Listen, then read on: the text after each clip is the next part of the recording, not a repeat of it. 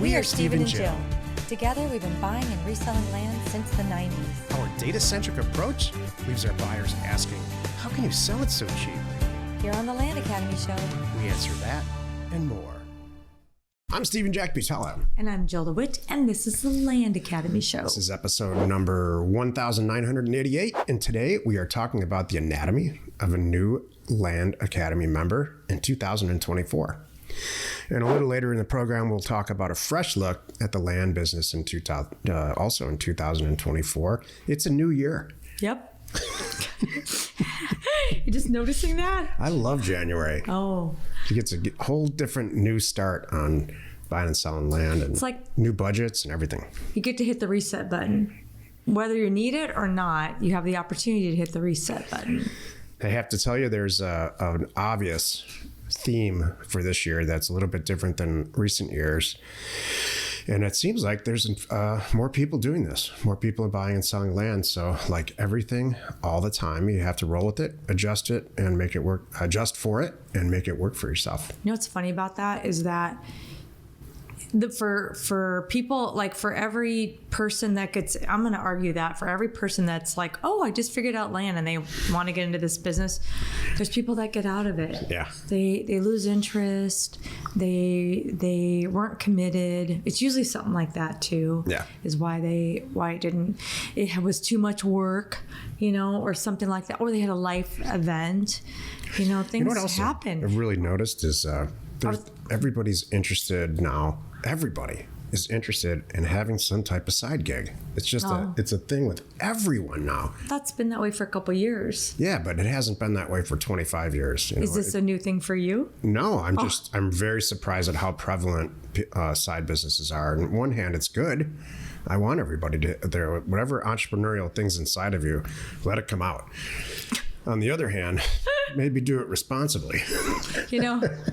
I have a side gig that in my back pocket that I want to do someday. I'll share it. I'll share it here.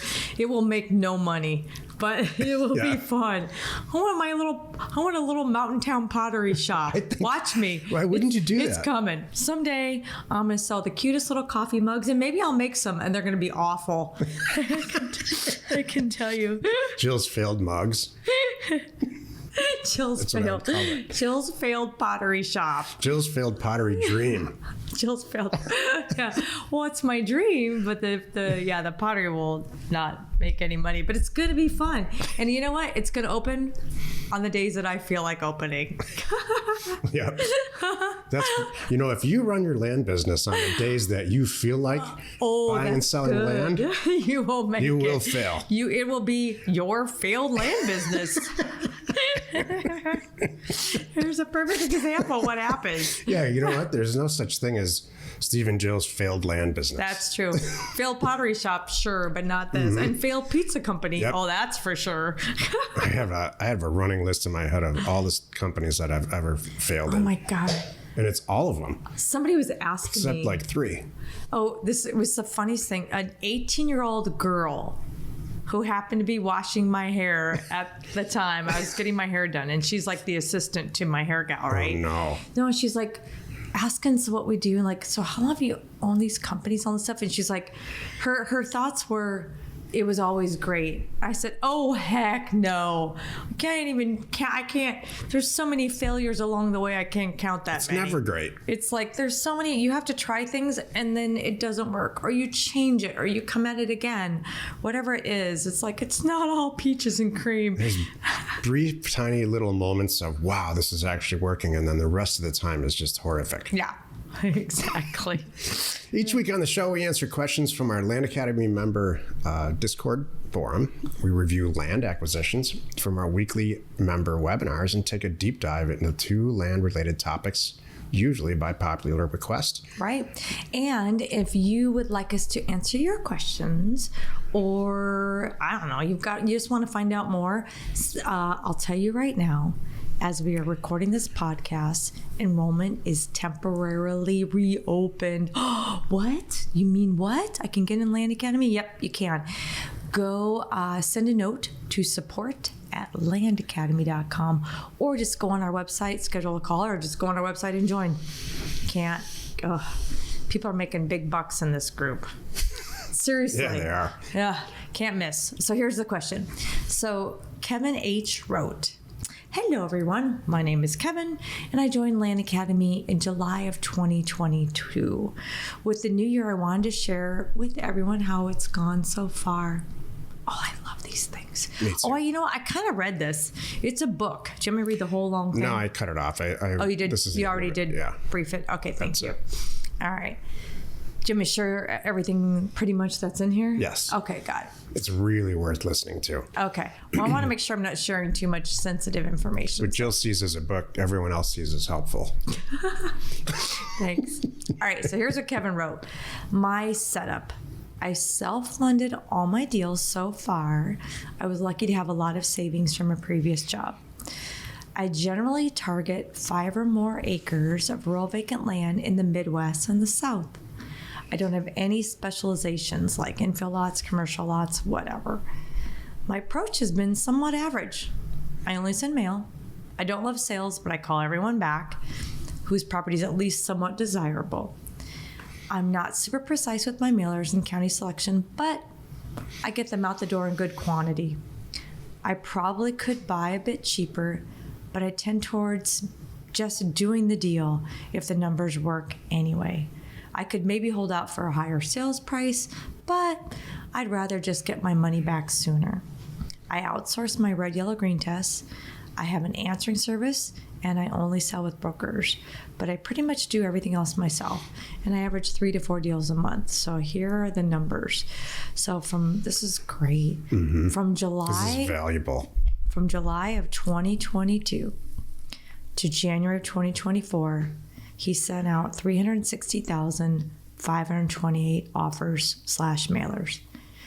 Purchase prices, the total net purchase money spent, $1.472973. That's net purchases, that's not, Jill said net spent.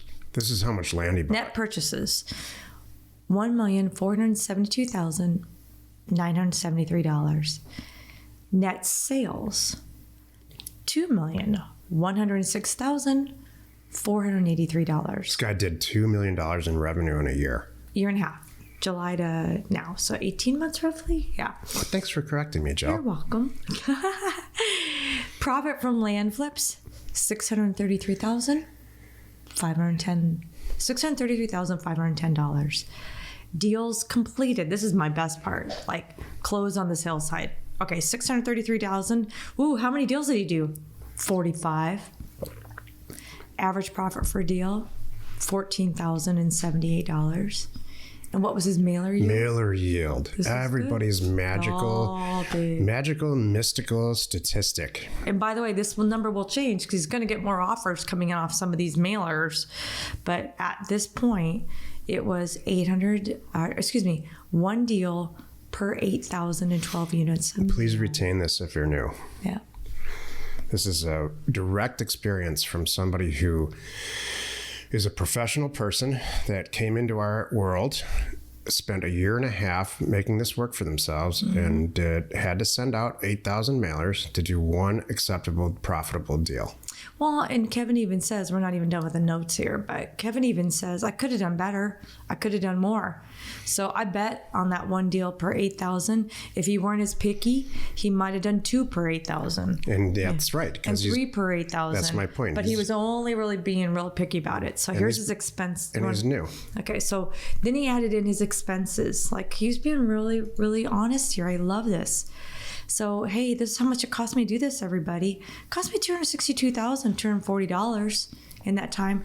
And that's mail, maybe his salary, probably his phone answering service, maybe his cell phones, any business expenses, how much he paid his accountant, that year, everything added in. So what was his net profit? In 18 months, how much did this guy make after it's all said and done? $371,000 and $371,269.88. If you're okay with that, I think you're going to be okay. I'm okay with that. His post in Discord goes on a lot longer. He gets into an incredible amount of detail. In fact, I read it this morning. Sweet, Kevin. decided to include it in the show today and requested A podcast? Yeah. Oh, good. To interview. Did you already do that? Okay, then I'm going to Yeah. get on my team. I'm going to add him on my team, on my list. Because I think he's a Career Path alumni too. I can't remember. I'm almost sure. I don't know. So we'll get him on and he'll talk all about it. Hopefully we can get him on next week. We'll see. There's a few people in the queue. Everybody's asking for interviews for current members. So we're going to start doing that. Bring it back into the podcast. Jill and I are interviewing some people. Exactly. All right, look, this is a massive success story, in my opinion. And I don't think that it gets celebrated for every one relatively quiet person in Land Academy that is doing it. There's people in here that piped in after he posted all this that have all kinds of positive opinions. We've been buying and selling property since 2008. Our numbers are pretty similar. This is what, some of the most productive comments that I heard below this post in Discord were, great, now get your mailer yield from 8,000 to 6,000 and here's how we did it. And so this is all just constant change and constant adaptation. I was going to say, for every one person that's real vocal, there's 10 that aren't. At least. Yeah, At least 10. 20. There's just so many. It's kind of funny how our group is very helpful. You know what it is? It's very helpful, and they're very forthcoming when you ask. Mm-hmm. They're quietly making big bucks. And this is big bucks. Yeah. This is big bucks. And he admittedly and very intelligently posted all this, but admittedly said, I'm not picky. Yeah. I kind of carpet bomb everything. We look at everything that's I don't have a plan. I send it all out everywhere. So, and that's what I would, if I were sitting with Kevin right now, what I would say was, all right, now we're going to go back. Now we're going to change this, and this. We're going to look at where you're sending mail, look where the success percentages and the rates where we can increase mail and decrease mail based on success rates. And he says Midwest and South. I'm sure one of those two worked out better or worse, and really hone in on. This is the kind of stuff we do in Career Path. So I'm really glad you posted this, Kevin. Thanks very much. And I really think it's probably very useful. I love it. He's not a salesperson. That's what impressed me. Yeah. Thank you. These are real numbers, and I really appreciate that, Kevin. Yep. Thank you for sharing it. Today's first topic, the anatomy of a new Land Academy member in 2024. You just got a little bit of a taste of it there. Go ahead, Joe. Well, so I'm going to start with the story that prompted the topic, and then you can ask me questions. So I was talking about a person I talked to the other day who is just like a perfect fit. He came from Mark's group. I said, congratulations. That's kind of Jack's first student. He's like, I read the book. I'm like, okay, in that book where Mark talks about sitting at the coffee table with the guy in investment banking and who taught him this? And he's like, what are you doing? Guess what? That's who this guy is I'm sitting next to. So anyway, I'm like, this is awesome. I'm like, you're like a lot of our members. You got your feet wet somewhere, you understand deals, and now you're ready to bring it home. He's like, that's it. I've learned that I don't have to buy for $3,000 and sell for $9,000 anymore. I can do deals that only net me. He said, my new thing is I only want to do deals that make $20,000. I said, congratulations. I only want to do deals that make at least $50,000. I said, we'll get you there too. I said, there's a lot of people that, they're not comfortable adding a zero, and I'm here to help you get over that. Stop buying for 2, selling for 8, buy for 20 and sell for 80. He's like, oh, ding, ding. So this was our conversation. And it's just like the reason we're talking about it is this guy's like just a perfect fit, and probably sounds like a lot of you listening. He's got little kids. He's got a 2-year-old and a 4-year-old. He's like, I'm at this full time. I can make it work, but I don't want to work this hard. And I want to spend time with my family. He's like, I've been doing a lot of these, seller financing. And so we had a funny talk about that. I said, oh, how's that going? You ready to hire a customer service person to chase these people for $250 a month? He's like, right? Like, yeah, that gets tiring. I've been there, done that. We've done that. I'd rather do, and I'm sure everybody kind of agrees, like, let's all think about this. Wouldn't you rather work less and do fewer deals that make way more money? Yeah. That's really a thing, and you can do that. You don't have to work that hard. So, and it was just so sweet. he's like, my big goal is I want to just have a nice life, spend time with my family, and I want to be able to afford to minister at my church for free. I want to just be able to do this. I'm like, I told him right away. I'm like, you're a perfect fit here. I'm like, you're going to fit right in. You know what I love about this story is he wants to improve. So he's already making it work. Yep. Sort of with I would say one hand tied behind his back. And he wants now to say, all right, I'm ready for I'm ready for the big leagues. Yeah. That's Land Academy. That's what I said. I said, you did everything right. I said, you'll find a lot of people in our group that came from other groups. And it was a good thing to get them going. Whatever it was, got you interested and you understand it. And you stuck with it, by the way. And now you're here to bring it home. Now you're like, I want to make some systems. I want to automate some stuff. I want to really make this my career. I want to do deals like you guys are doing. And that's I want to remind everyone that's Land Academy. That's really who we are. This is because that's what we've done for years. And he's committed. And so that's really the reason I put this in here. The anatomy of a Land Academy member in 2024 is somebody who's committed. They're not just somebody who wants a side hustle. Right. They're not reviewing two side hustles against each other. Maybe I'll buy and sell land. Maybe I will buy a partnership in an oil change. I'll drop ship T-shirts. Or something. Maybe that's right. That's fantastic. That's not what this is.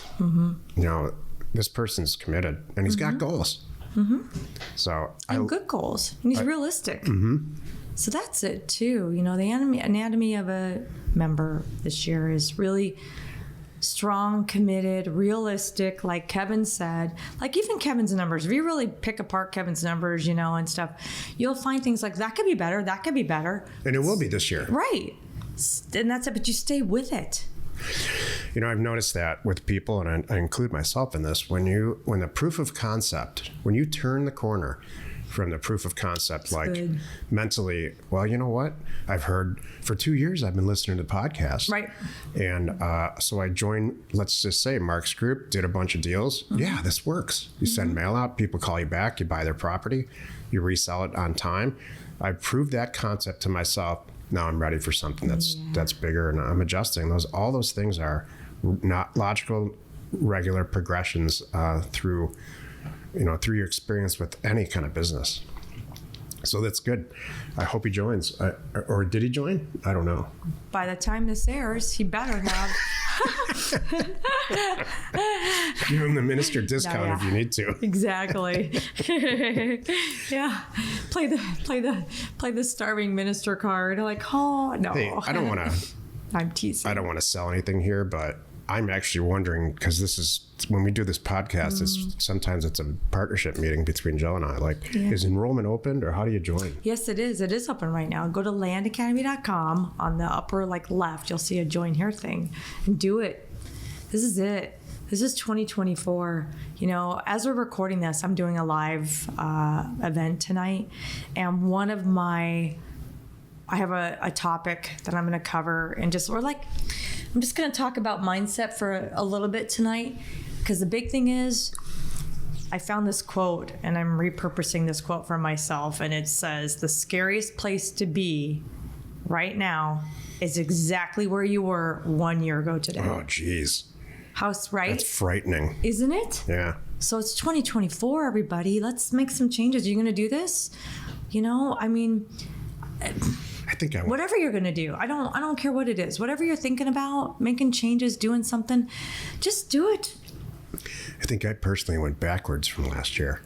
I don't know. In what way? I'm just horsing around. Oh, I'm really curious. What are you talking about? Everything's great. Okay. Let's take a look at one of our favorite land acquisitions from our weekly Thursday member webinar. Lake County, Florida. All right. 10 acres and 5 acres. We have two. Purchase price, so 15 acres total for $250. Great woods. Adjacent are $250,000 to $1.2 million homes. Evan already got an agent's opinion who said could be sold for $30,000 to $50,000 Jeez. an acre. And right now we're buying at $16,000 an acre. Here's Orlando. 5 acres. These are 5-acre estates. Across the street is an SFR that is valued at $525. Oh, $743. Sold in 2020. Is that right? Oh, that's For 500,000. too old here. You know, like 2020 sold? Uh-uh. Oh, I'm cautious. You know what? I'm just more cautious right now. So I'm gonna look at the lower numbers. I look at the lower stuff, and if I'm still gonna be okay, then I'm golden. So which is the other Can't property? we get values on this stuff? Frustrating as hell. Last 5 deals, we can't get values. 435 Which is, on 5 acres for a house. what's the target property? This is the target property. Where's the other property? Where's the 10 acres? 500, not that one. Oh, got it. Okay. Man, can I play with that for a second? 89. I like that. So let's just do the math.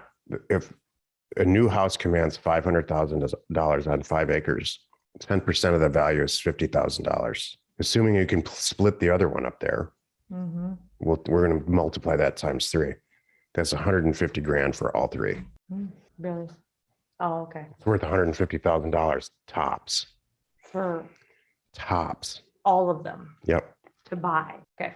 What about what the agent said? Call a couple more agents? Yeah. I mean, you want to buy property for 10%, especially now, 10% of what a finished house would go for at the end. Yeah, because this is buying at 16,000 an acre at those prices at 250. But I have to agree with this one. Well, let me your pricing is the safe way to do it, is the whole point. These are info lots, period. Yeah. You know, and let's all keep in mind, let's look at the market too here for a second. Evan, did you mail for Yeah. $150,000? Did you mail for 82. or 250? And he said, I want 250, because it sounds to me Mhm. like he's giving you the retail number, That's what it sounds like to me too. and I'm guessing your first instinct was correct. These are sold properties in the same zip code, starting out at $88,000 for 7 acres sold. 5 acres for 116. So you're paying you're probably paying about $90,000 per 5 acres, 80 actually. Yeah, it's too much. Mm-hmm. And here's active 5 acre property for 295. This tells me that he's what Jill just said, like dead on. This is retail. He's asking retail. Yeah. Yeah, Hunter, post away. We're totally fine on time. Sorry. Yeah. Okay. I'm curious what you sent out. I know I said it before, but I just want to remind you because it's kind of a big deal. We've been closed. Land Academy has. We've had a wait list. I know some of you have been like, I've been waiting and waiting and waiting. And now it's January and you're like, I really want to do this. I really want to get in. I really understand you guys. And I want to learn and make some dough. And I want to leave this job or retire my husband or fill in the blank. So check it out. Go to landacademy.com. You can just join right now. You can schedule a call. You can reach out to my team, get your questions answered, whatever it is. I just say, don't wait. Just do it. Why the heck would Jill and I want new members anyway? Here's why. When we have a focused, finite number of members in our group that are really what have the type of outlook and entrepreneurial outlook in life, like the person that Jill mentioned earlier in the episode, we're better. We're all better because we're all doing deals together. Jill and I personally fund tons of deals. We review and fund deals all year long, as do many of our other members. So there's that huge deal funding component, and we just generally get better together in a small group of land investors. And every month, a few spots open. And Jill opens it up, and we're better. So if we've gotten that question, we're not sitting here selling anything. We're better as a group. Or Jill and I would just go off and do this ourselves, which we do anyway. Yeah. Could you imagine? Be like, bye-bye. No. So no, but you're right. What's funny, because every Land Academy member, every new Land Academy member, they always tell me the same thing. Can I please be the last one? Can we just close it up now? And I'm like, all right, hold on, everybody. Let me remind you, all of you Land Academy people that are doing really, really well, you know who you are. Raise your hand, figuratively, of how many of you are funding deals for somebody else. Right? You need that. So when I bring in new blood, I know everybody's like, I want to be the last one. But then you go, oh, yeah. But it's somebody new that's getting their feet wet that I can be the bank for and help them get going a little bit. And then everybody wins. All right, Jill, I guess you're right. Yes. That's a thing. So Let's take another question posted by one of our members on the Land Academy Discord online community.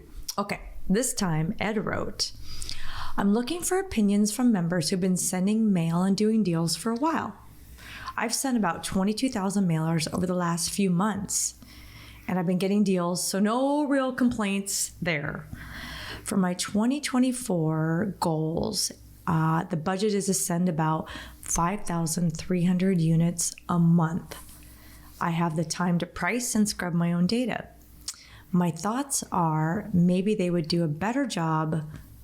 Price my own data. However, today I was wondering about concierge data from offers to owners. My thoughts are maybe they would do a better job pricing and possibly get me more deals, but that uses more of my budget. So here's the question.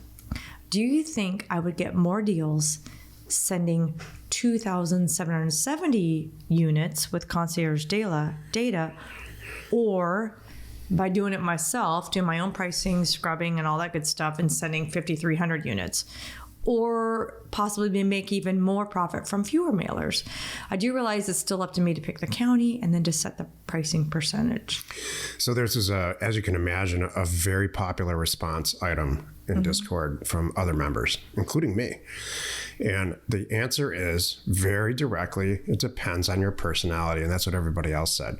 If you are a hardcore data person and you enjoy turning all the lights off except for your computer monitors and spending a day or a day and a half creating a mailer and scrubbing it and getting all into it and figuring out what's going on in local markets, it's truly one of my top hobbies is doing that. And so while I have concierge data do the heavy lifting, personally I do, I still get in there first and I'm directly involved. And everybody who is a very serious data person who responded to this said a version of what I just said. So it depends on you, because if you use concierge data, you pull the data and send it to concierge, they do all the lifting, which is how I use it. And then they send it back once it's done for you to confirm pricing and test for reason. That's how I use it.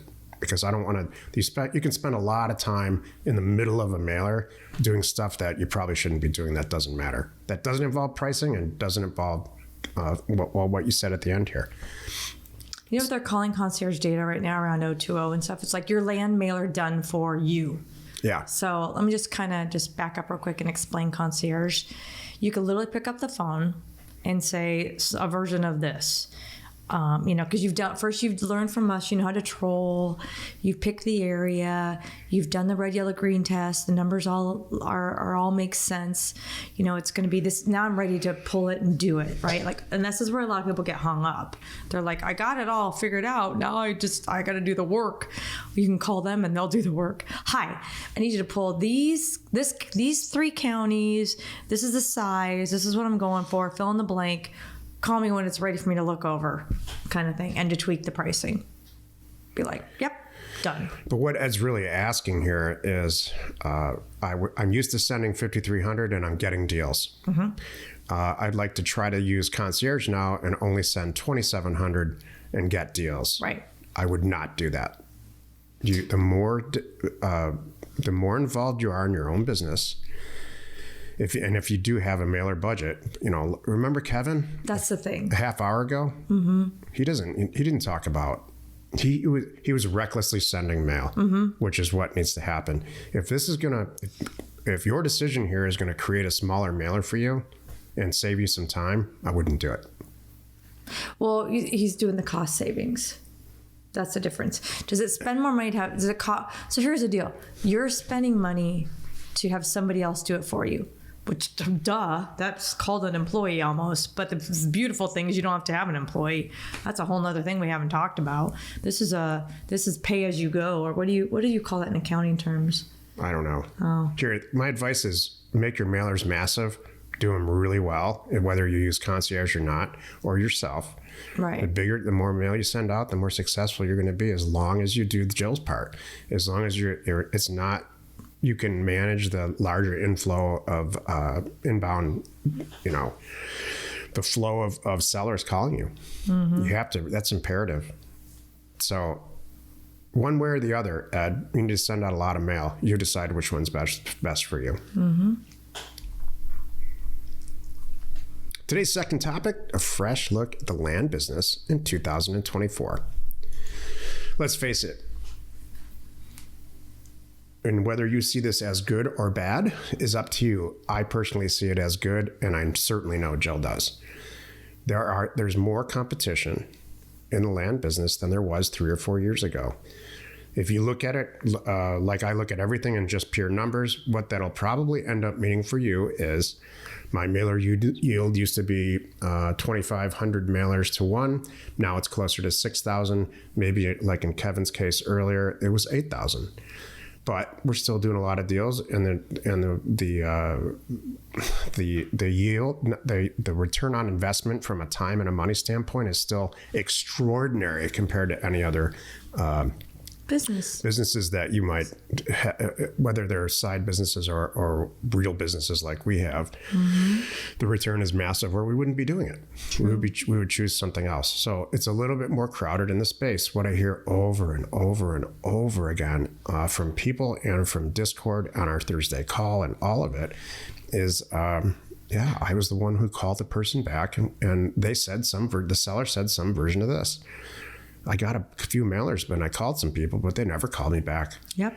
And so a fresh look at the land business in 2024 is this.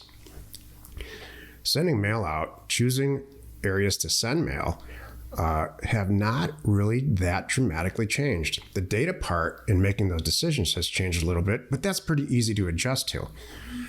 What is more imperative than ever, if that's even a sentence, which is really important, more important than ever, is Jill's part. And so if you choose to call back half the people that respond to you, you're going to have to deal with that consequence. If you choose to call back and create real estate deals or attempt to create real estate deals on every single person that's contacted you from a mailer, you're going to kill it. That's funny. It's just fear. It's fear. For some reason, if I call them back, what if I make a mistake? What if I did this? What if I did that?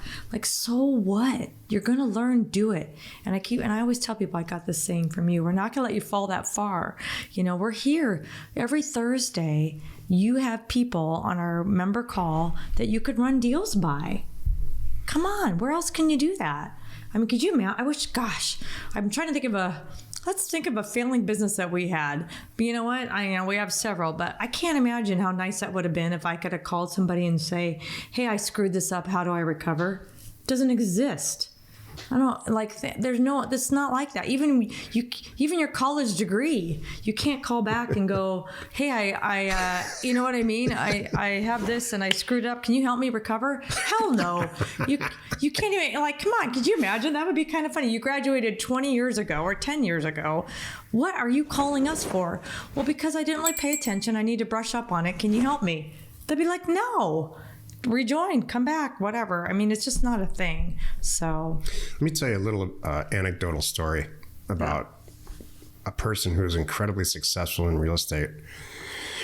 About several years ago, Jill and I lived in a little beach community outside of Los Angeles, and Jill, one of Jill's girlfriends, I don't know where we were, but she sat down and we were all there, and Jill's girlfriend said, I just started dating this new guy, and this is his name. And I'm like, where did I hear that name before? Yeah. All of us said, I've heard that name before. None of us could place it. She said, oh, he's the local celebrity real estate agent. Yeah. Well, it was the first time I ever heard that phrase. Yeah. What the heck? I said it. What the hell is a celebrity real estate agent? Those things shouldn't go together. Oh, he's a guy on the billboard out there on the PCH, and if you drive around town, his face is on 90% of the for sale signs all over the place. So I'm immediately disgusted with that. Like, it ties up like 9 things that I don't like: real estate agents and celebrities and signs with people's faces on it, and on and on and on. And then I meet the guy.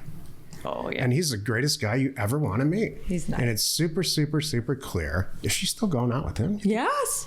Yes. It's super clear to me why this guy is the celebrity real estate agent. And so I got to know him over the next couple of years. Yeah. And so forget the fact that he's a real estate agent and all that. None of that stuff changed. But the guy's a blast. Yeah. And everybody wants to be around him, including me. So if you have that kind of personality, True. then you're going to smash it in the land business. If you That's a good don't, story. if you don't, find somebody who does in partnership with them, like I did.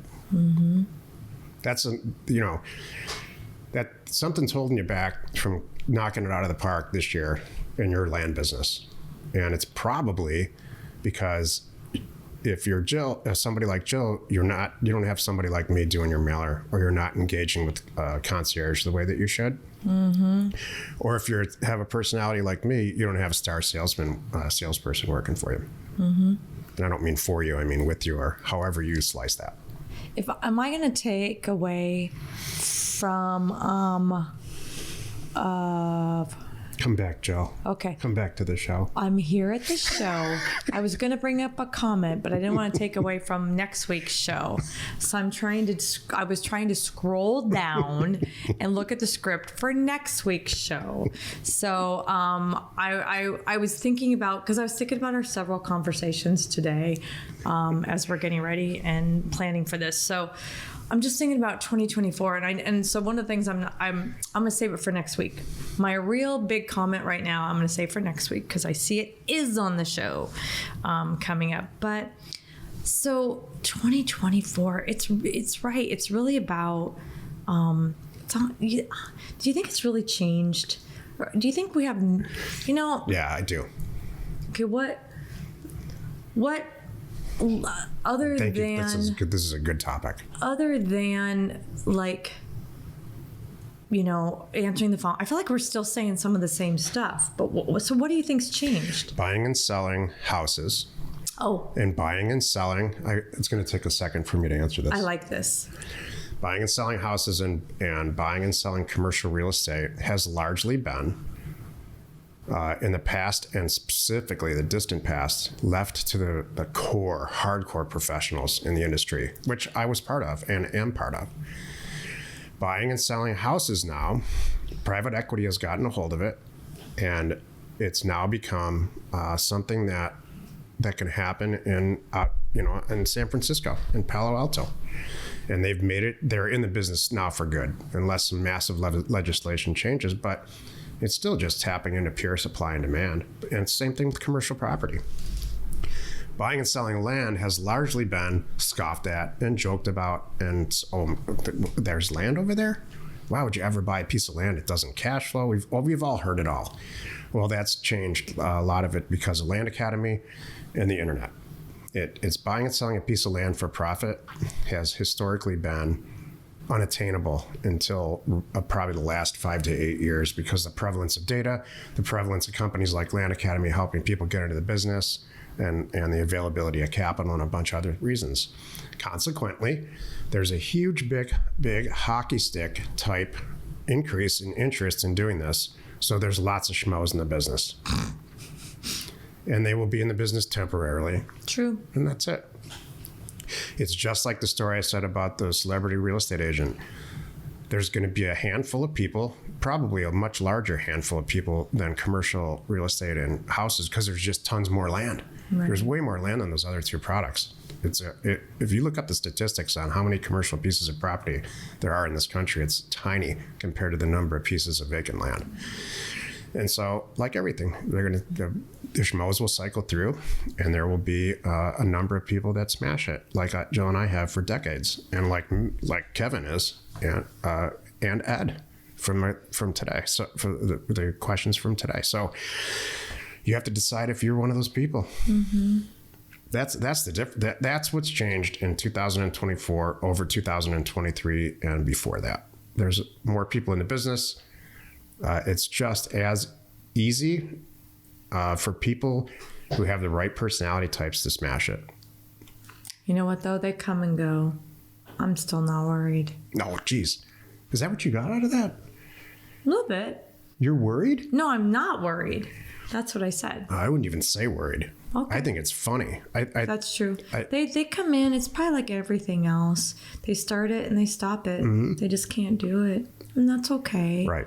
It's not them. But for those of you like us who are like, I'm sticking with this, man. I see what's going on. I'm going to figure it out. We're right here and we'll help you. That's right. Well said. Thank you. Let's take a look at another one of our favorite land acquisitions from our weekly Thursday member webinar. Carroll County, Arkansas, 2.5 acres. Look how speedy you are putting on those APNs. 5 for 13, sell for, I don't know, 28, 32, somewhere in there.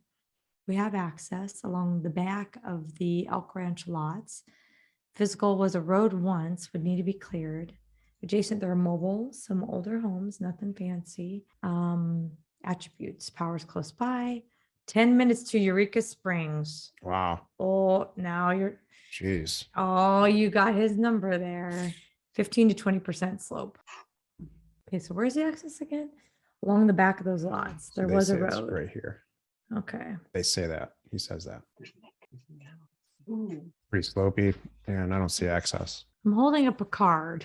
The I have a slope is problem. 118 feet. Here's my only thing is for 2.5 acres, because there's so much other land around there, it's not going to be high on my list for that parcel unless it was crazy inexpensive. I agree with Jill. We were just there, so there's just a lot of property for sale. Right. Because there's a lot of property. Exactly. Let's confirm that. And I'd like to see access, and I want to confirm all that. 117 sold properties in the universe of just land, and last 12 months, 276. Most of it's here. Oh, available for sale? Yeah. That tells you right there. So there you go. Jill and I were looking at houses there. We're just horsing around. Mhm. And maybe the best location you can imagine from a retail standpoint, and just like living in the fun. They were down like here. And they were in the low 200,000s. This is what we're looking Yeah. at. And that's what you want. Exactly.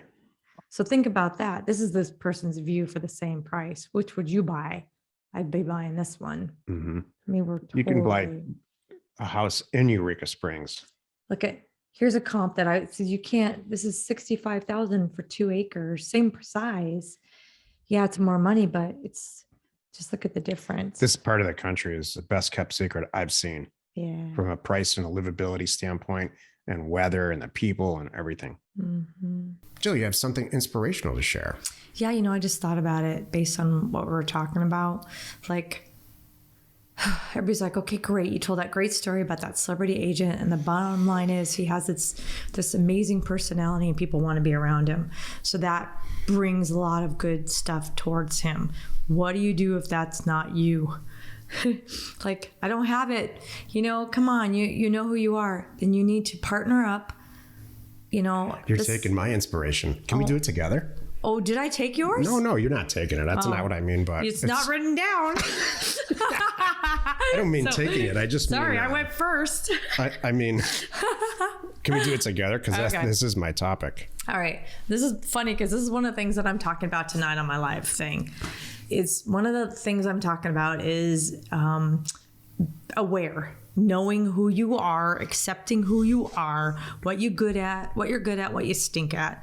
So, and you know what? And then finding someone to fill in the pieces that you're not good at. Yeah, we've talked about this before, but I'm going to hit it home again because it's even so much more important right now, because here's why.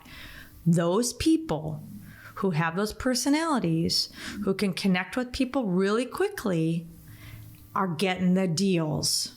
And so you need to, if you don't have it, go get that person. Make them your partner, hire them, whatever you got to do. How do you know what you're good at? This is a rhetorical question. You should by now know what you're good at. That's what I think. I'm like, Here's why. Here's the surefire way to know what you're good at and what you're not good at. I'm going to play a game in a minute with you here too. Excellent. Okay. Excellent. I think that's great because we're sharing the inspiration portion here. Yep. There's a surefire way to know if you're good at something because you've already done it. Mm-hmm. And let me give you an example. And I don't mean financially conquered anything, but you might know you're good at sales because you got a job at Starbucks hated the job and hated the people and hated the customers maybe, but you killed it. Mm-hmm. You made people's customers' days. You put your smiley face on or whatever it took. You went to work and did really, really well there. So you know that you're going to be, or you're on the way to being in some type of corporate sales like Jill. Mm-hmm. If you had a clerk job somewhere in the back of, this has actually happened to me, in a warehouse, and you were working there and didn't like working in the warehouse, and the numbers person that's up in the front office quit their job one day, and your boss came back and said, do you know anything about math or numbers or anything or spreadsheets? Because I don't. Do you? Yeah, I do. And then that's how I got a new job there. So if things like that are happening to you, not necessarily the financial reward portion, but you just have some type of Flair. natural gravitational pull toward one of these two talents that are involved in this business, then that's probably what you are. In a best case scenario, you're going to be somebody who's like, we have a lot of people in our group who have smashed it and do continue to smash it as real estate agents, and they're tired of it. They want to do it for themselves. And so they're all on Jill's side, almost every single one of them. They're tired of making 3%. They want to make the 97%. Yeah. That's it.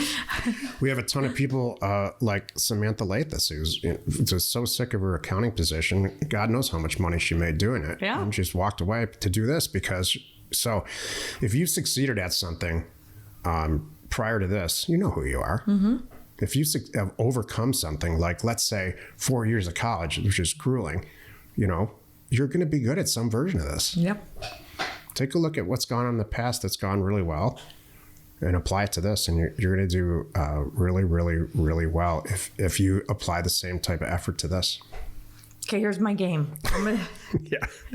And you're going to do it too. So I'm going to give you an example. I'm going to tell you something that I've learned that I'm really good. Like how do I know if I'm really good at something? Here's how you know. I know I'm really good on the phone, talking to people, getting them comfortable, and finding out what's going on in the deal. Here's what I suck at. Filing our taxes. I would never do that. Put me in a coffee shop. I'd be really good at taking in orders. I'd be really good at upselling. I'd be really good at, I would be smashing it. But in the coffee shop environment, what would I suck at? Scheduling, making sure somebody shows up on time, babysitting staff. I'd suck at that. Yep. So give me an example for you. Well, let's go with the coffee shop example because I love it. Okay. What would you be really good? I would shine at the coffee shop. I would shine at opening the coffee shop. Oh, yeah. Deciding where it goes, negotiating the rent, dealing with the landlord, getting half off the rent for whatever reason, and making sure that the location that we chose based on data was absolutely, even if the coffee sucked, the location is so good that it would just work. So all that startup stuff that's data-based, we would do great. I would do great at pricing, how much the coffee should, and then what products we should offer in the beginning, and then managing those product types to see what sells, what doesn't, and so that and micromanaging expenses and revenue. And that goes without saying, to make sure the thing worked. So what you're saying is if then we took it a step further and put you at the front register, it would all fail. Yeah. You're going to have the best coffee in the world. 3 consecutive days of me working the register, they would lock the doors. That's out of business right there. Oh, good. All right, that was a good game. That was really good. Hey, don't forget, reach out. You have some questions, you want to learn more, call my team. What is our number? 833-522-5545. I had to think about that. Join us next Wednesday for another interesting episode. You're not alone in your real estate ambition.